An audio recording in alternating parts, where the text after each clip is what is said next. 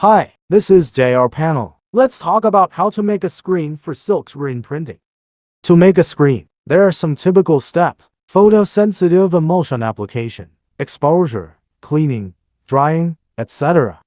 First of all, preparing photosensitive emulsion. It should be thoroughly mixed with water and photosensitized and left to stand for at least 4 hours. Generally, it is best to prepare it the day before.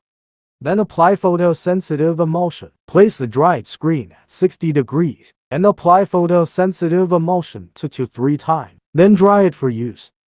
Next thing is exposure using a screen dryer. After cleaning the glass light table of the screen maker, place the film face up on the light table. Then put the screen. Close the light shielding film. Press the vacuum button and then activate the exposure button to start exposure after vacuuming is completed. After the exposure, take out the screen and film and put the film back into place.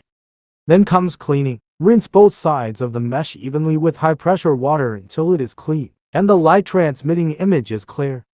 The last step is drying. Wipe away excess water with a clean towel and dry it. You can put it in the oven to dry. Natural air or hair dryer also help.